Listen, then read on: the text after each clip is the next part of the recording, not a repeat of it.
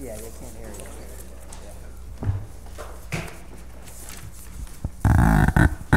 Okay. So would you like to, well, we all know you, but I guess for their sake, you can introduce yourself and give us an overview of your budget? Sure. Good afternoon, councilors. My name is Stephanie Pasquale. I'm the Commissioner for the Department of Neighborhood and Business Development. Good afternoon. I'm Nora Spillane. I'm the Deputy Commissioner for Neighborhood and Business Development. Okay. You can give us your overview. Sure. Our department is made up of 5 divisions, as many of you may know. I know codes is coming up next, so I won't labor on that issue, but business development, neighborhood development, MWBE, compliance, and fiscal. Our department is charged with administering federal block grants, and that's the vast majority of what our staff are involved with doing. In terms of priorities for this coming year, we're really looking to prioritize our work around the following themes: to place under and non-performing properties into productive use, whether that's through the conversation we just had with the land bank, to city-owned or city-controlled property that we can get back onto the taxes and increase investment. We want to leverage resources, so we're always looking for opportunities outside of the federal block grants, like New York State Affordable Housing Corporation or Housing and Community Renewal, as well as the New York State Attorney General's office, not just for land bank activities, but for other infill development and new construction activities we'd like to see in our neighborhoods. We want to increase housing stability and quality, and a lot of that we hope to be achieved through our efforts with code enforcement, but also through the funded agencies that we work with through the block grants. We'd like to increase our community engagement in developing these investment priorities. When we talk about concentration of investment on blocks and where that makes sense, data only gets us so far. I look forward to presenting to the council soon regarding a housing strategy, but we really need that community context. The data only tells us so much. We'd also like to prioritize reducing barriers to investment from the permitting process and in streamlining some of those activities, all the way from the homeowner up to the large development project, and to help developers that maybe didn't traditionally use some of the resources that are available through the state, help them figure out how to do that. So we have some sort of educational and summits coming up this year to help people understand how to use these resources, give examples of projects to study or to evaluate, and figure out how we can get that investment right here in Syracuse. Okay. Thank you. I got questions. Sure. So in reviewing your budget, I'm still trying to figure out, I understand that the municipal violations bureau and those positions ultimately are going to fall under you. However, the idea, no, they're not under. So it actually was approved under the Department of Finance. Finance, okay. Okay, so we're going to save that question. Okay, because I understood that it was going to be financed by CITA initially, and so I assumed it would fall under either NBD or codes or some extension of that, but it's going to all be under finance. The Bureau itself is under finance. Each year we do requests from CITA operating funds that do pay for some of our staff, portions of staff. And this past year we had asked for an increase in that allocation to cover the establishment of the Municipal Violations Bureau. So those funds come to the city of Syracuse, and we've used some to, yes, fund staff in our department, but also to fund this newly created bureau in the finance department. Okay.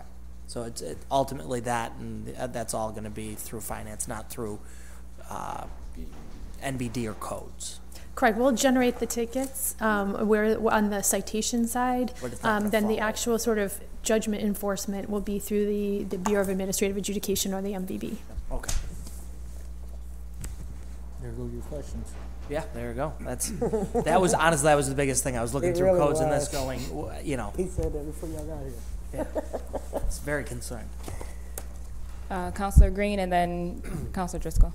Thank you, Commissioner. So your first point about utilizing city-owned property other than land bank property, is that, am I correct in assuming you're referring to, property that's currently, under the jurisdiction of different departments that's maybe not being used to highest and best use, or what kind of stuff are you referring to there? So the city does own quite a bit of vacant land in the city of Syracuse, as well as some structures that we're just evaluating all of our properties to see which ones, if they're not being fully utilized, are they ripe for investment, and how do we usher that process through?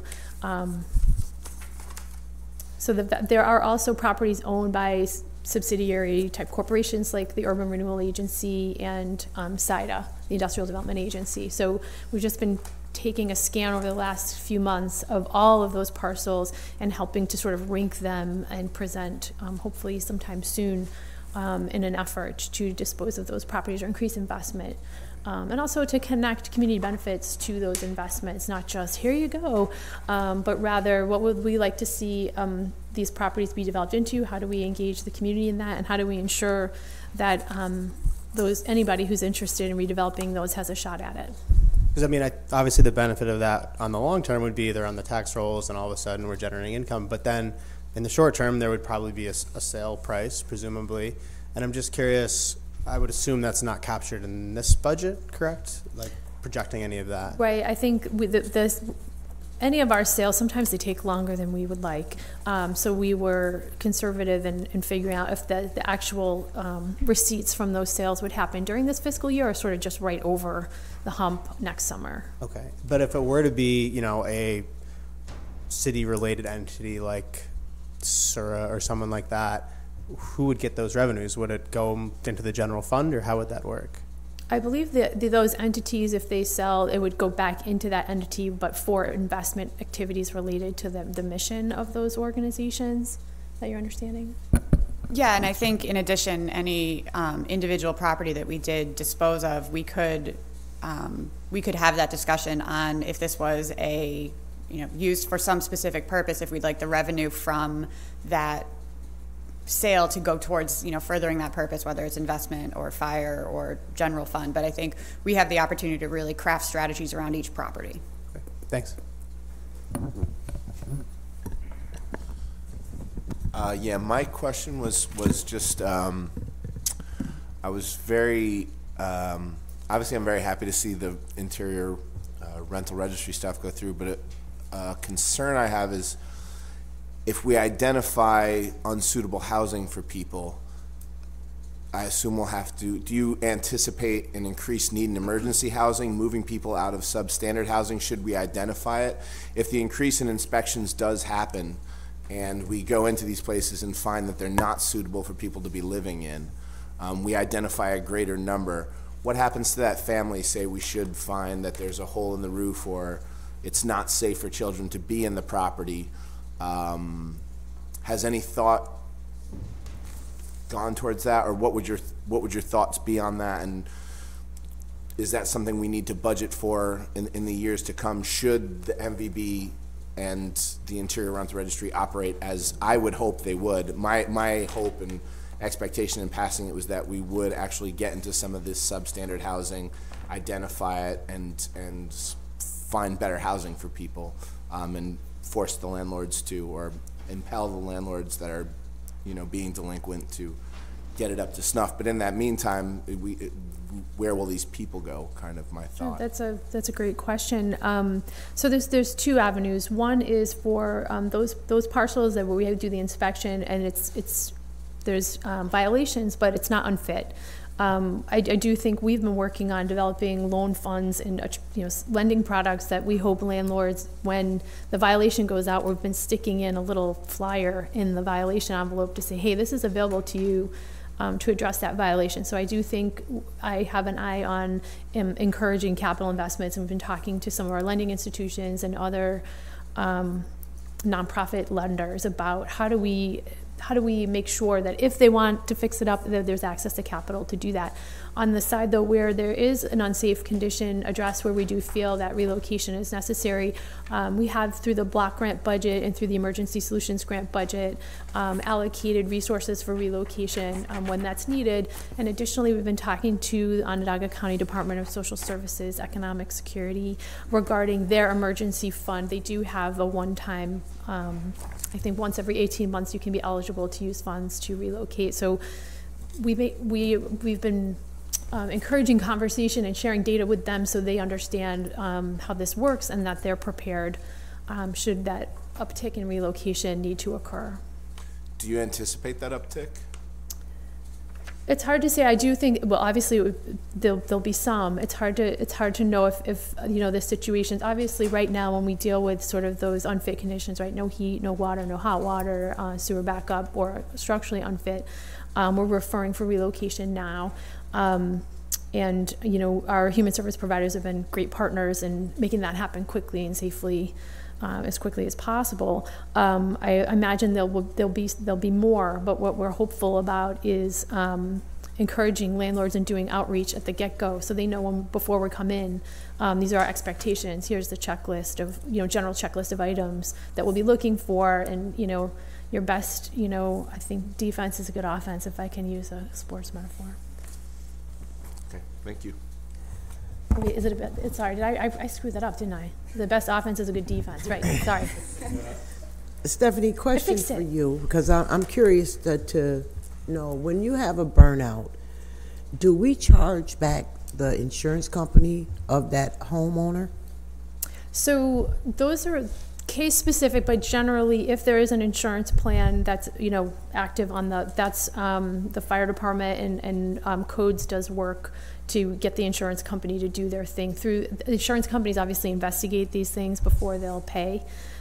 So that process sometimes takes longer than we'd like, but yes. But even if they have the demo, would they pay for the demo? If that's what's required, yes. So the fire department, I know Chief Davis, or Deputy Chief Davis, works closely with Brian Eisenberg on, after a fire, what the process is to evaluate that structure, whether it's structurally unfit or if it's just a blighting influence, and how we want to move forward. We have had to bring some of those cases through the court process that lacked insurance in order to get a demolition order.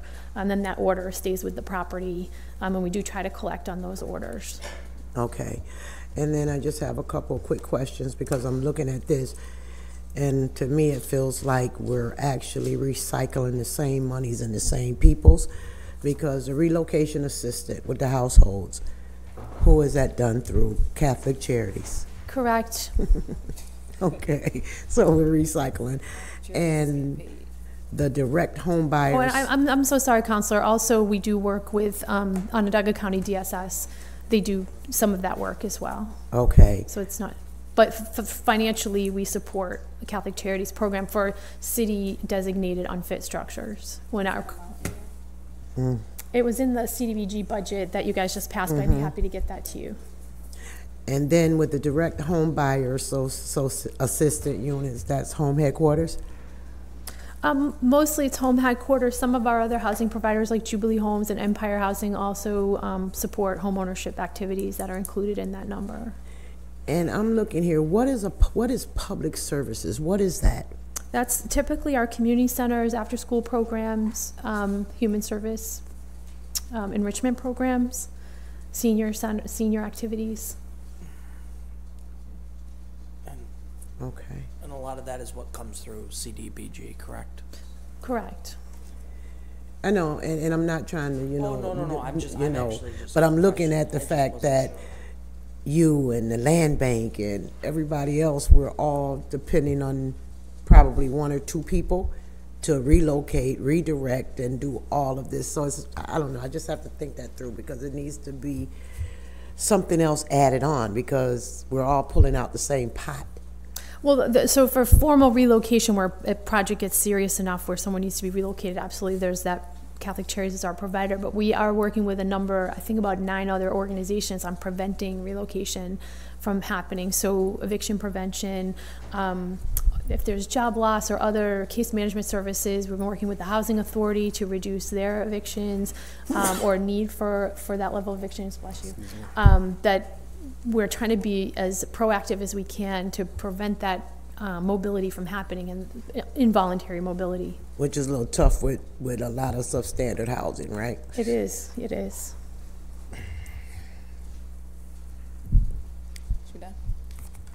Go ahead, Counselor. My question is a cited question. So there we go. Nora, got doubles. So I'd like you to give a little overview of the properties that CITA has, and maybe just, first of all, explain a little bit about the taxation portion, because I think some people forget that we do collect taxes on those properties, even though they get, you know, different pilots or different subsidies or whatnot. So that's number one. But what I'm really looking for that the council should have at its disposal is a breakdown of the properties and by year when those properties are coming back on, more onto the tax rolls. Because there are a lot of them out there now, and I know some of them are rolling on, and 8-10 years from now, lots more will. So maybe if you could go there. Sure. So SIDA does a couple of things. It's sales tax abatement, mortgage recording tax abatement, except for the 25% that goes to Centro, no longer is abated, and then property tax abatement. Every pilot that we approve at SIDA, and lately it has actually not been that many, 45A has really stepped in. But for each one... Excuse me, maybe explain 45A, Sure, because so, that is a real distinction. Right? Sure, so 45A is a section of the New York State real property law that the city and county have opted into. If you qualify under the terms, it's a by right exemption, which you apply with the assessor. He evaluates your application. If you meet the terms, there's an exemption. It's a phased-in 12-year schedule. I believe it's 8 years held at the assessment at application and then phased in over those remaining years of the term. Similar to how pilots work, frankly. We have 4 different pilots that work on varying schedules and have varying requirements for their approval. We do have a number of pilots across the city, the numbers in the 30s, and certainly we can get you a list of those properties and the terms when they'll be expiring. They all... What they're paying now and versus how it breaks down over the next X number of years to, you know, when they'll be at full assessment, so to speak. Yes, so when their terms do end, they would be then reassessed. So they get to an assessment point based on the value of the project as approved by SIDA. But, you know, come year 11, they can be reassessed and that value goes up. There's a certainty factor that comes with those pilots on pro formas and on development projects that people build in, but at the end of those pilots, they're coming back on. So yeah, we can certainly provide the list of addresses, the projects, and the terms when they expire. Thank you. Hi. Let me borrow one of these, Mike. I have my initial 2 questions, which is really 2 questions in one.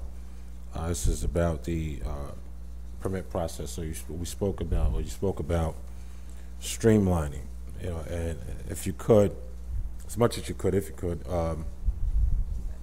maybe communicate to us what the difference would be. Obviously, you know, many of us may have heard some of the expressed concerns from the business community about how long it takes, you know. And so what would be, if you could, quickly, the difference between what exists now and then maybe what could exist when we finally get something that's actually streamlined? So thank you for asking that question. I think one of the areas we've been looking into increasing efficiency around what are the lags with that process, and a lot of it is things that have to bounce department to department. So we're just getting a much better handle on administratively what things can be approved quickly and at time of application, and really just increasing customer service so that at all aspects of the process you know exactly where you stand. There's electronic communication. So the software we have can do more. We're just trying to figure out how to implement those things. So from a staffing standpoint, really, you know, maybe reconfiguring the desk a little bit so that it's more customer friendly and you walk out knowing exactly what you need, not crossing your fingers. Also, when projects come in, figuring out the process for prioritization so that if there's ones with really tight timelines, we make sure those rise to the top and to figure out how to usher those through. I don't know if you want to speak to any of the things that Code for America identified. Yeah, I think one thing that we hear when people do sometimes experience those frustrations with the process, they may have come into the city. There's a lot of different ways you can enter sort of a city approval process, and what we try to do is help people through that. Wherever you enter in, how we can help you get through that. I joke with businesses that we speak city and we speak, you know, the real world. But when and however often we can have somebody sort of have a little Sherpa from our team to say, this is probably what you need to think about, these are your next steps, here are resources that might help you, maybe you're not quite ready. We want to make sure we do that as much as possible. So when people can reach out to NBD to start their process, to brainstorm their ideas, we encourage them to do that, and encourage you to send folks to us who are talking to you. You know, the permit process has pros and cons. Pre-development has done a lot for our larger scale projects, and we certainly want to continue that process. For smaller scale projects, it could be a quick phone call and we pull zoning and codes in and say, hey, what do we think the roadblocks here are? We can do better. I think we have a lot of room to grow, but we're starting that path. Yeah, and my interest, obviously, I should have clarified, is more toward those bigger projects. I know, you know, pre-development, and just for clarity, this is obviously when you're talking about business opportunity, you're talking about potential for revenue. And one of the challenges is I often encounter as an economic development chair, people who say, never mind, because I don't feel like going through the process. And so we never get that business opportunity. And believe it or not, I hear that a lot. You know, so, you know. It keeps me up at night too. I'm sure. So is those, now let me, at pre-development, there's a lot of discussion about what's needed for a project to happen, and a lot of adjustment is expected on the part of the developer. Is it impractical to maybe have a follow-up pre-development too? Because it seems like where the things get lost in the weeds is when they're waiting for something to get off of a desk at a given department, and it's been sitting there a week, 2 weeks on a pile of papers. Yeah, absolutely. We do our best to try to case manage those and monitor them as they go through the process. Those things happen, and sometimes it's external partners who I don't have the ability to poke and prod in comments, and my team doesn't. But when necessary, and I think we could go talk about a couple of different projects that have had 2, 3, 4 pre-development. I just came from a meeting that had already had a pre-development. They wanted to follow up on some items. So it is something we do, and we can certainly do more of. And it's a two-way street, though. When people, I think they need to know who they should reach out to say, do I reach out directly to you know, the permit desk, or should I reach out to NBD and have them help me navigate where it might be? So it's some information flow that we need to get better at as well. That's kind of my point. Like, I put a lot of the responsibility on government to make sure people know how to access us, not the other way around, to be quite honest. And I think, you know, I get the idea that there's sometimes more than one. I'm referencing maybe, and it doesn't require any, you know, elaborate discussion here, almost like as if it's like a closeout meeting. That person leaves, they know they have a project, they're ready to go, you know, as opposed to waiting for something that disappeared. Sure. And trying to find out where it's sitting, because I've been in those discussions as well. Sure. Where I have to go to zoning or somewhere else, and they have to track down where the thing is in the process. Meanwhile, the developer is losing money, right? And that happens, you know, unfortunately, more often than not. So moving on, in the whole, now, in the spirit of shared services, let me be clear though, I'm not talking code wordism that has replaced consolidation. That's my cheap shot, all right?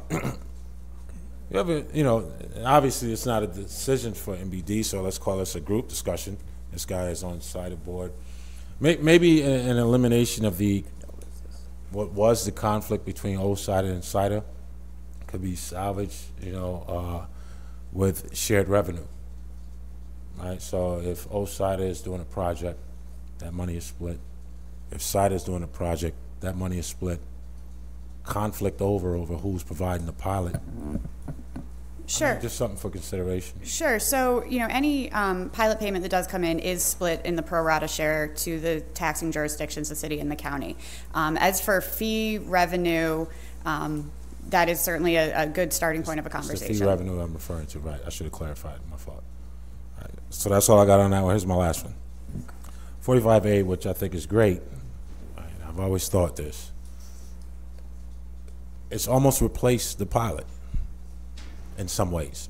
And just to reiterate, is, you know, you're talking about projects that acquire an exemption by right because they're mixed use in character.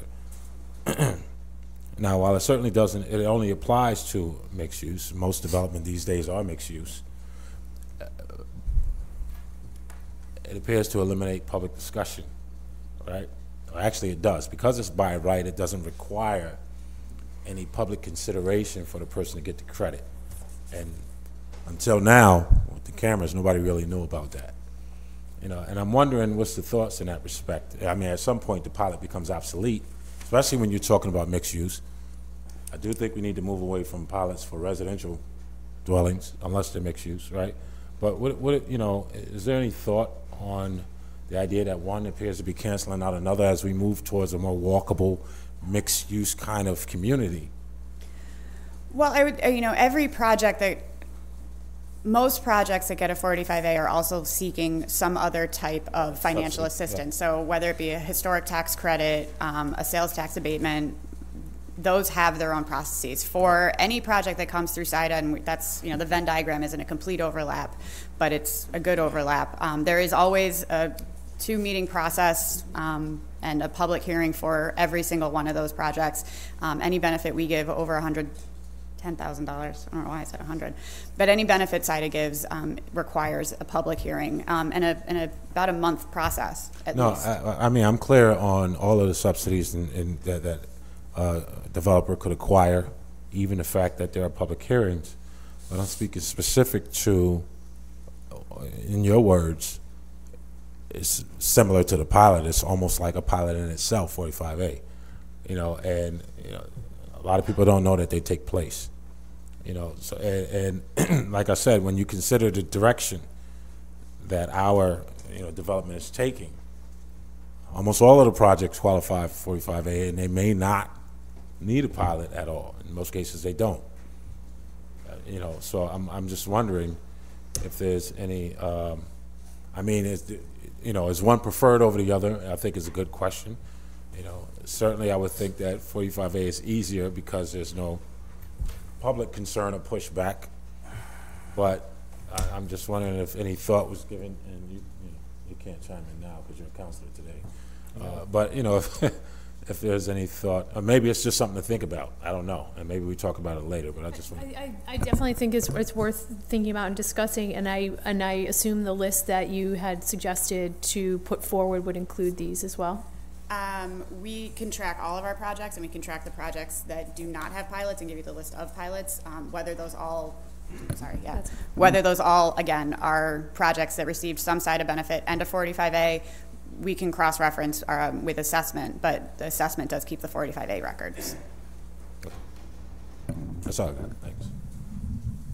Thanks. Regarding community development block grant money, if I had to explain it to a citizen, I would say we get about $4 million, and we give kind of a little more than $1 million to home headquarters to help people get homes and improve homes, and then we give the rest to a bunch of non-profits in little amounts, and we kind of scatter it around to provide various social services in the neighborhoods.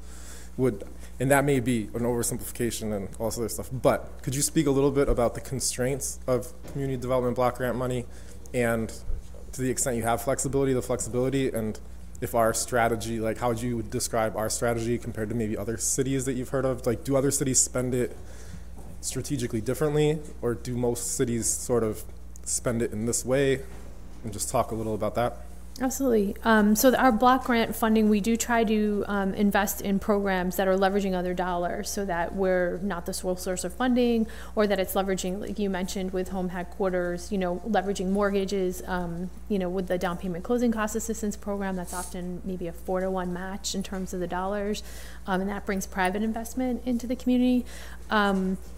And we try to stay true to our consolidated plan and our themes, that we're trying to support and build, grow wealth with families, and provide supportive services to help families that are vulnerable. In terms of what other cities do, other cities perhaps a little smaller than us typically use a lot of their block grant money on municipal buildings and things like that. What I've seen from my peers is perhaps these smaller allocations, like a city of our size, use dollars to help supplement municipal activities, versus I think we've made a conscious choice to get our dollars more on the street. But I'd be happy to share with you a couple of examples of other cities I've seen, how they use their block grant. But leverage is key, and I think we've tried to do a really good job using these dollars strategically, particularly with our housing programs, in order to bring those other dollars in, whether it's other state grants or, private financing. do we ever have like priority periods, like, oh, maybe the next 3 years we're going to focus on this? For instance, I know the mayor has his commitment to housing stability or whatever the term may be. But because when I looked at there seems to be some inertia that happens in our process, like we give and organizations begin to expect. Like, are there periods where we disrupt intentionally our allocations and say, like, oh, this is a period of disruption where we're going to have a different priority? Have we ever done that, or do you think we could do that? I think with the last, this budget you all just approved is the 4th year of our 5-year plan, and I think when we put our 5-year plan together 3.5 years ago, that did dictate priorities around housing, investment, seniors, and youth, and housing vulnerable services. And those were the priorities. Certainly, about a year from now, we'll be executing our next 5-year plan, and that is where we can dictate exactly. In theory, you could use it all for economic development. You could use it all for housing and just that. I think we try to strike a balance, and through the application process, we have been working with our agencies to encourage, diversifying their funding sources, to bringing leverage to the table, and to really write about in their applications how they're doing that. So, again, a lot of our funding has been decreased or flat, so they've had to increase investment from other areas in order to make those programs work. Thank you. Okay. So one of your goals that you mentioned was to increase the housing stability and quality, but I see under your major functions, neighborhood development, there's a huge reduction in rental housing units rehabbed. Can you explain the reasoning behind the reduction? Sure. That large uptick we had last year, or estimated, for this year, was the completion of Clinton Plaza. We invested funds in that project, and we had invested in 105 of those 300 units. For a lot of our rental property redevelopment occurs or has occurred in the past through supporting some of the low-income housing tax credit projects, as well as ad hoc applications that we get for funding from some both private sector individuals and nonprofits to renovate housing, but it has to create that 10-year affordability and meet all of our regulations around housing quality standards and what that final product looks like and how it conforms to those guidelines. Okay. So would you know where that 55 would come out of? Like, you mean area? which? Like which area? The 105 that came from Clinton Plaza, correct? Correct. So for the 55 we projected, we had received a couple of applications for tax credit projects and for the renovation, like the YMCA on Montgomery Street asked for a small subsidy to help support the renovation of those single room occupancy or SRO units. Okay. All right, thank you. Any other questions? As long as this isn't probably budget related, but could you give us a little overview of what's going on down in the old Brick City area where we have the project going on, the new housing? Do you have any ideas that Syracuse Housing Authority is handling? For the Freedom Commons project? Yes, yes. We don't have funding into that project, but I did attend pre-development. We were aware of that a portion of the building is for, it's all geared towards folks re-entry from the correction system, and that there's a shelter component and then permanent supportive housing component for formerly incarcerated individuals. And it's a partnership with the center. Do we have funds into the rescue mission? And neither there or okay, that answers mine. Okay. All right. Thank you very much. Thank you. Thanks.